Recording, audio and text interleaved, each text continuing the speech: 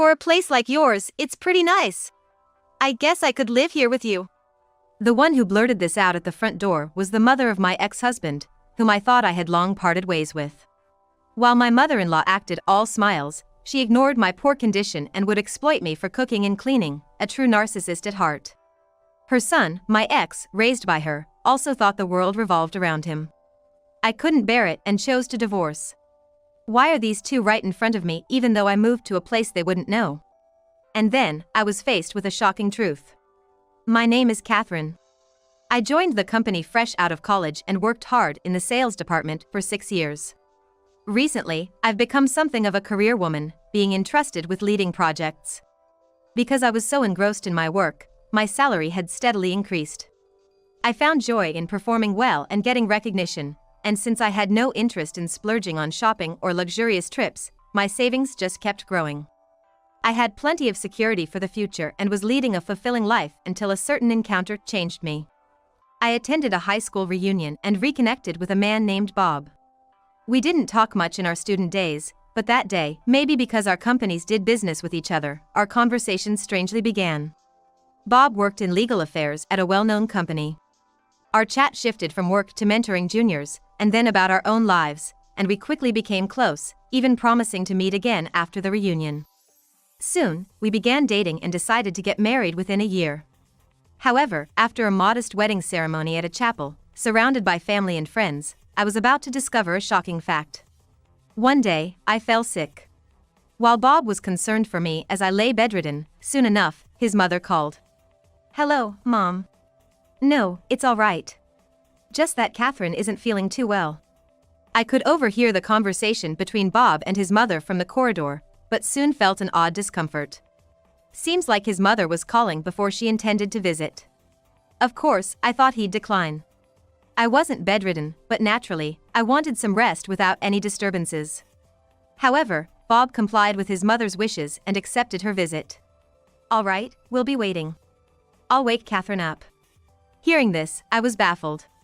Why would he allow her to come over knowing I'm unwell? And even mentioning waking me up? Lost in my astonishment and confusion, Bob returned looking like it was the most normal thing to do. "Mom's in the neighborhood and wants to stop by. She says it's just for a short while." I felt bad turning her away. "So, Catherine, wake up. Just showing your face will be enough." Of course, it'd be inappropriate for his mother to come over while his wife was in bed. My living room wasn't even cleaned yet, and dishes were still in the sink. Despite showing concern, Bob hadn't lifted a finger to help. Pushing through my discomfort, I hurriedly cleaned up and got dressed before his mother's arrival. Throughout, Bob didn't offer any assistance or even look remotely apologetic. When his mother arrived, I was made to serve tea and set the table, with no consideration for my health. Their conversation was odd, too. They chatted amongst themselves, leaving me feeling isolated while suppressing a headache and chills. Eventually, his mother stayed until dinner. I kept my frustration hidden, cooked the meal, and finally collapsed into bed once she left. Bob has always prioritized his mother. He'd say he felt bad because they lived apart and often brought her gifts or frequently visited her place. I thought it was just him being a good son, but over time, I realized he always put his mother first. This behavior intensified, and just 6 months into our marriage, he completely disregarded me, always considering his mother as his top priority. Bob was, in essence, a mama's boy. Comparing our cooking, always visiting her house during outings, and his mother always indulging this behavior, clearly smitten by her son. I had planned to build a happy married life, but before I knew it, my mother-in-law's shadow was constantly between us. There's a reason she's so indulgent with her son, Bob. It's her spending habits. It wasn't just limited to coffee dates with friends or outings, but also expensive hobbies like traveling and purchasing limited edition luxury brands. Because of this, she often approached Bob asking for money. This behavior shamelessly extended to me as well. I was taken aback by such demands, something I never faced even from my own parents. Having been strictly taught by my parents against borrowing money, I was deeply shocked by my mother-in-law's attitude of taking it for granted. I never gave her a dime, but every time she asked, Bob would hand it over. Perhaps that's why she doted on her son so much. It's only natural to help out when mom's in trouble, right? That was all Bob had to say, even when I brought up the issue. Before I knew it, money exchanges were happening behind my back, and unknowingly our finances became tight. It reached a point where I pleaded, "I won't blame you anymore, but at least don't hide it from me." When I visited my in-laws, to my mother-in-law, I was just a free housemaid. She took advantage of me, cleaning, cooking, even tending to the garden and cleaning windows. Still, I had to oblige for Bob's sake. It seemed like, somewhere deep down, she enjoyed bossing me around. Unaware of these circumstances, Bob never stepped in to help. Instead, he genuinely believed his mother's treatment was making me a better wife. When I stood up to my mother-in-law, Bob, trying to mediate, said something unbelievable. "It seems Catherine's mom couldn't look after her much, so she's just embarrassed now, feeling like she has a real mother for the first time." True, my parents ran an old-fashioned diner and were busy working every day. But I don't hold any resentment towards my mother. Usually, they could have asked their only daughter to help with serving customers, but instead, they let me go out and have fun, taking up hobbies and lessons. A mantra my parents always had was, "Children aren't just tools for free labor." This was in stark contrast to my mother-in-law. I finally confronted my husband. I was defending not only myself but also my parents, who had shed tears of joy at our wedding. "What your mom's doing isn't right. Just because I'm the daughter-in-law doesn't mean she can boss me around. And I don't want to constantly maintain your family home to perfection. I just want her to leave me alone." But the response I got from my husband was filled with anger. "How can you say such awful things about my mom? Thanks to her, you're being a proper wife. Don't make trouble without being grateful." Furthermore, he threatened with, "If you keep talking like this, I'll divorce you." He thrust a divorce attorney's business card at me. "How about that? I'm dead serious. If you apologize to both me and my mom, we can discuss things." He had deeply rooted old-fashioned values. In his eyes, a wife was inferior to both the husband and mother-in-law, and she should obey them in everything. Since I resisted this notion, he became confused and furious. He probably thought threatening divorce would make me cry and apologize. But I was convinced that our marriage wasn't happy anymore and that things wouldn't improve. My husband said, "Think things over while I'm on my business trip," and left the next day. Seeing this as a golden opportunity, I immediately headed to a divorce attorney's office. I rushed into the firm and quickly took care of the necessary procedures. While it required various formalities to revert to my maiden name, I took some days off and tried to get everything done while he was away. The notification of our divorce being finalized and my husband's return almost coincided. "You went that far out of stubbornness? Filing for divorce isn't something you do lightly. This is going too far, just to upset us." In his mind, I was a capricious woman acting out of a little rebellious spirit. I decided to play along with his perception and feigned indignation. "After all, you've been ignoring me, just having fun with your mom. I'm fed up with always being sidelined. Why am I always left out?" My exaggerated sulking hit the mark with him. He's the kind of man who loved when women showed such dependent attitudes towards him. Perhaps my act was convincing, or maybe he just wanted to believe it, but he was completely taken in. He became more accommodating, quickly agreeing to favorable terms regarding the division of our assets. He thought he'd humor my stubbornness until I was satisfied. He believed that once I felt better, we could remarry and resume our old life. But I no longer had feelings for him. I had divorced him to prioritize myself, so there was no way I'd go back to living with him. After completing all the troublesome procedures for the division of assets, I began looking for a new place to live. I fell in love with a convenient high-rise apartment near my workplace and decided to buy it on a whim. I hoped this new home would mark a fresh start in my life. While I enjoyed my days working and living at my own pace, one day, out of the blue, my ex-husband and mother-in-law came to visit. I hadn't given them my address. My mother-in-law made a scene in the building's entrance, continuously calling out my name. Not wanting to inconvenience my neighbors, I reluctantly welcomed them at my door. "Why here?" "Oh, it's a private investigator. I was worried about how you were doing, and Mom suggested we should check up on you," my ex-husband replied nonchalantly. Even though our legal ties had been severed, I was chilled to the bone knowing he'd gone to the lengths of hiring a detective without my knowledge. Stunned, I only thought about how to get them out, while my former mother-in-law, despite her age, acted carefree and childish. She tried peering into my house, bending over to see inside and just doing as she pleased. Just as I was about to reprimand her, she blurted out, "Your place isn't as shabby as I thought. It's quite nice. I could even live here with you." Excuse me? Flabbergasted, my mind went blank. I hadn't expected her to suggest living together, and her smile was downright eerie. I couldn't understand why she'd make such a proposal and pondered my next move. My ex-husband, grinning, agreed with her. "You must be lonely living here all by herself. That's why I brought Mom along today.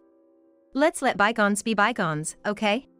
He continued making decisions without my input. And it was clear from their actions that they both disregarded my wishes. "Absolutely not. Please leave. I don't need your forgiveness. Please, never come back." Having expected me to readily agree, my ex-husband was stunned. "What? Why? Are you serious? Why are you saying this?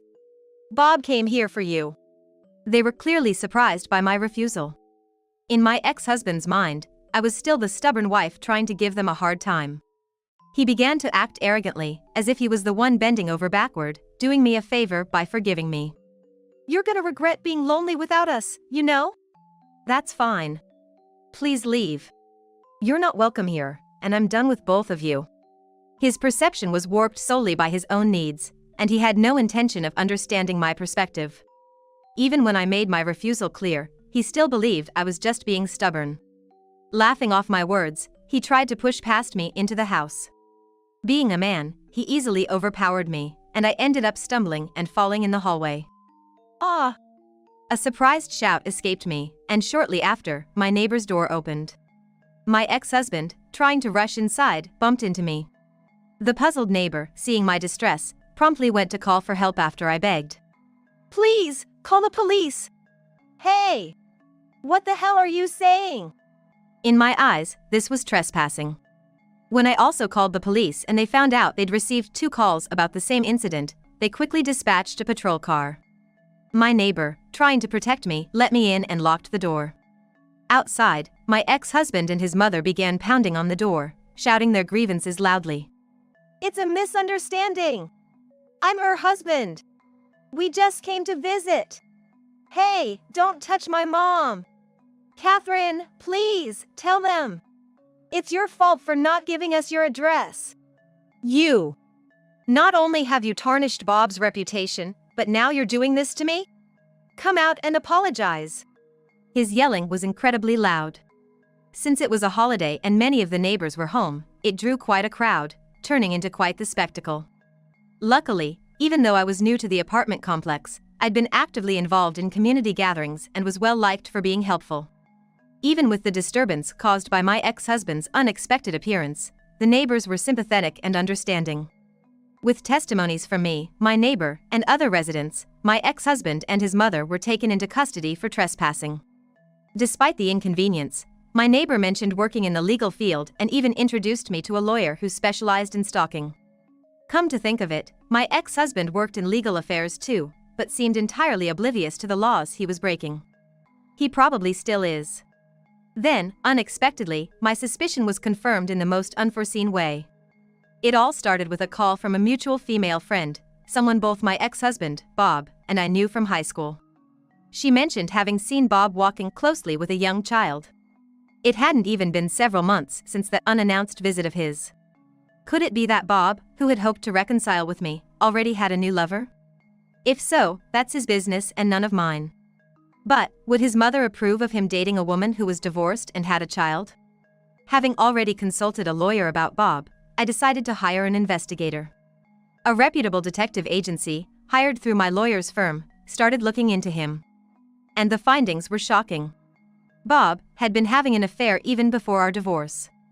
Even though I had long moved on from him, the sense of betrayal was profound. It felt as if the rug had been pulled out from under me multiple times. In Bob's mind, his world is distorted to fit his needs. He seems to place his mother at the top, with women, including me, ranked below, as lesser beings to ridicule and belittle. Including me, he seemed to think it was fine to mock and belittle any woman, considering them inferior beings. Given such hierarchical thinking, I could somehow make sense of his erratic actions. Having a wife while cheating, presuming it's natural to get back with an estranged wife, and all the while maintaining a relationship with his mistress. To Bob, all this seemed perfectly logical. With disbelief, I continued reading the investigator's report. Apparently, even though he had no intention of marrying her, he had hinted at a future to the woman he was cheating with. He gave her hope to keep their relationship alive. And my worst fear was confirmed. The young child he was seen walking with was, in fact, the child of his affair.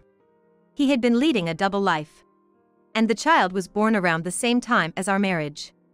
The complexity of the situation made me nauseous. I was furious, so I sent a letter to his mistress, telling her everything. When she found out about everything, she was livid. She was enraged that while hinting at marrying her, he hadn't given up on reconciling with me, and she accused him of marriage fraud. But just hinting at marriage isn't grounds for a case. I thought she'd probably let it slide, but then it was discovered that Bob had taken a substantial amount of money from her under the guise of wedding expenses. And the money? It went to his mother. Her extravagant tastes knew no bounds, and her demands only escalated. To appease his angered mother after our altercation, Bob had booked an expensive suite on a cruise ship and planned an overseas trip. The money was intended for that purpose. Bob's mistress seized this opportunity and managed to press charges. My ex-husband faced claims for division of property from me, child support payments for the child he had with his mistress, and was charged with fraud. His savings quickly depleted. He had been frequently mooching off his mother anyway, so he didn't have much saved up. Their impressive family home was foreclosed on, yet the debts kept piling up. I had settled the matter of property division, so I had severed ties with my ex-husband. However, the situation with him and his mistress was a different story. They did have a young child together, after all. He quickly fell behind on child support, and his mistress was furious. His misdeeds were all exposed at his workplace after she stormed in, shouting at him. Despite working in the legal field, he had had frequent troubles with women and was in the middle of a trial for fraud.